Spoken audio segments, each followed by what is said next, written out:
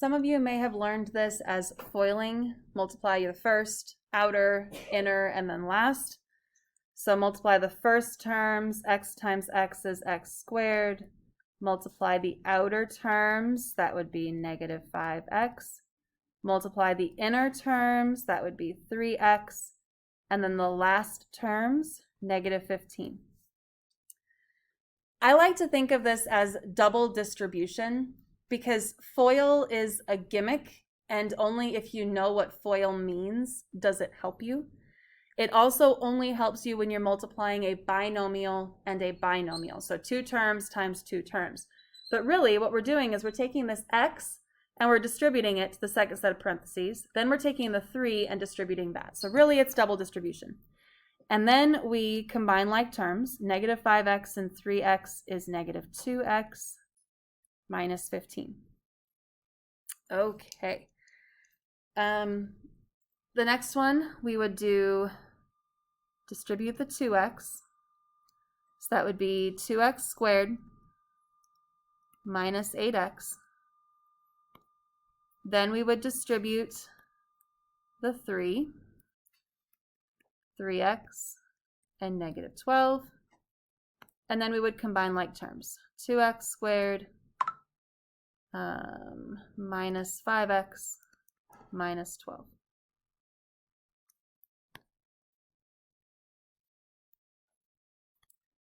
And in the last one, first, this is a very common mistake. A lot of people try to distribute the 2 to both sets of parentheses. You don't have to do that. You only have to distribute the 2 into one set of parentheses. So this would be 2x minus 8. And then we'd multiply it times the x minus 3. So distribute the 2x. We'd have 2x squared minus 6x. Distribute the negative 8. And then combine like terms.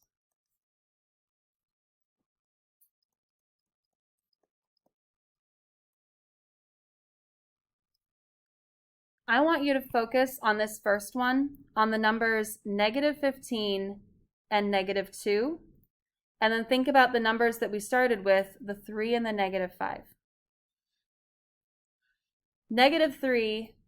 Positive 3 times negative 5 is this negative 15.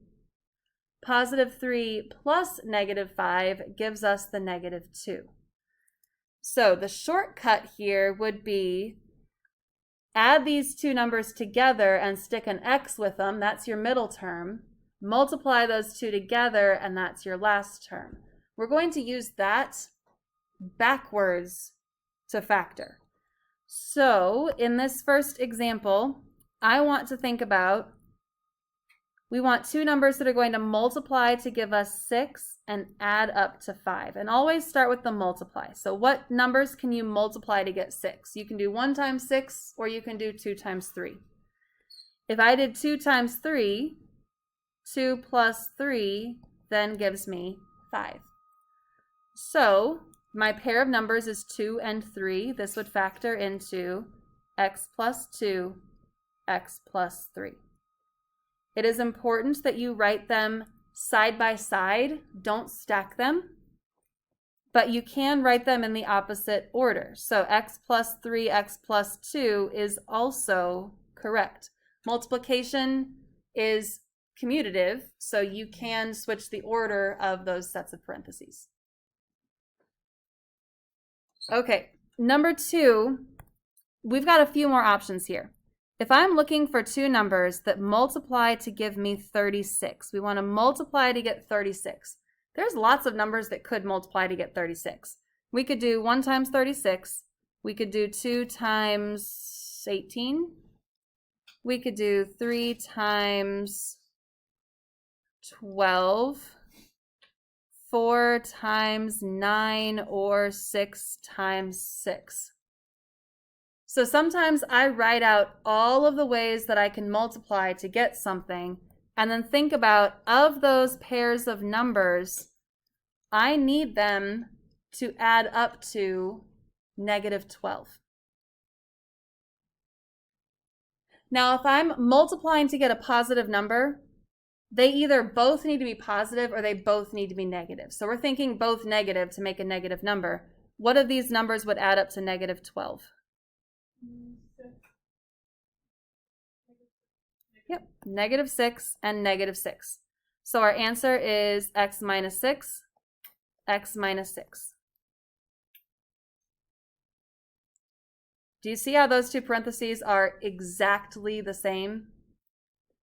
Your final answer would be x minus 6 squared. You have two sets of parentheses that are exactly the same, so you write it as one set squared. Now, if you wrote it as x minus 6 times x minus 6, I wouldn't necessarily count it wrong. It's just more correct to write it squared. Okay, this next one, I'll be honest with you, I see the number 84 and I think, oh crap, 84, that's wow. So we're looking for two numbers that multiply to give us 84. Those same numbers need to add up to 19. Now you may just want to pull out a calculator. So I know I've got 1 times 84. 1 and 84 is not going to get me 19. So I try 84 divided by 2. 2 times 42, that's not going to add up to 19. 84 divided by 3. Would 3 and 28 get me to 19? No. 84 divided by 4. 4 and 21. Nope. Especially if this is positive 84, we know that they both have to be positive or they both have to be negative. We're trying to get to 19, so we need them both to be positive. 4 plus 21, definitely not 19. 84 divided by 5, is that even going to work? No, so skip it. 84 divided by 6. 6 and 14, that's 20. No. 84 divided by 7. 7 and 12? Yeah, 7 and 12. So sometimes it takes a while, and you can use a calculator and just sit there and do big number divided by 2, big number divided by 3, divided by 4, divided by 5, until you find the pair that works. So this is x plus 7 times x plus 12, or you could write it as x plus 12 times x plus 7. The only thing that you absolutely should not do is stack them. So do not write them like this. That is just don't do that. Got it? Just don't. Okay, next up we're going to look at factoring when the C value is negative, when that last number is negative. So if we're ending with a negative number, that means that one of the numbers needs to be positive, the other one needs to be negative. So we're looking for two numbers that multiply to give us negative 18 and add up to negative 7.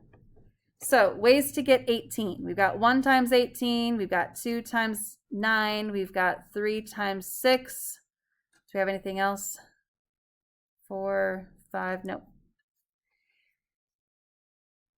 So 7 and negative 7 are very similar. If I see that 9 minus 2 is 7, that means 2 minus 9 is negative 7. If you can get 7 from two numbers, think about if you want it to be negative, the bigger number needs to be negative. So negative 9 and positive 2. 2 times negative 9 is negative 18. 2 plus negative 9 is negative 7. So our factored form is x plus 2, x minus 9. Or x minus 9, x plus 2. Okay, on this next one, we need two numbers that multiply to give us negative 48 and add up to 2. And I think I'm going to grab my calculator for this one. So 48 divided by 2, 2 and 24, no. 48 divided by 3, 3 and 16, no. 48 divided by 4, no. 5's not going to work. 48 divided by 6 is 8. So the pair of numbers 6 and 8. How would I get positive 2 using 6 and 8? 8 minus 6. Yep, 8 minus 6. So negative 6 and positive 8. So x minus 6, x plus 8. Now, if you happen to be around other people when you're doing this, some people are going to look at these and say, oh, that's 6 and 8. And it's going to feel like it's just obvious to them. And some people's brains, this is more obvious than others. I tend to be the kind of person where I look at this and it's not obvious at all. And I have to make a list of numbers, or I have to grab my calculator to figure it out. As you practice this more, you'll start to notice patterns and it will start to become a little bit easier for you. All right, I want you to pause and try number 6 entirely on your own. Find the pairs of numbers and see if you can figure out how to factor x squared minus 12x minus 28. We're looking for two numbers that multiply to give us negative 28 and add up to negative 12. Here's my pairs of numbers that multiply to give me 28. I think if I used 2 and 14, we want a negative number, so the bigger number needs to be negative. So then I would check myself. Does 2 times negative 14 equal negative 28? Yes. 2 plus negative 14 gives me negative 12. So my factored form is x plus 2, x minus 14, or x minus 14 times x plus 2. The difference of two squares is a special type of factoring problem where it's just x squared and a number. There's no x term in the middle. Now, we could do this the same way we did before and say we need two numbers that multiply to give us negative 49 and add up to 0 because there's a 0x in the middle of this.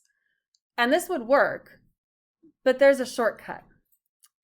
If you know your perfect squares, 1 squared, 2 squared, 3 squared, 4 squared, 5, 6, 7, 8 is 64, 9, 10,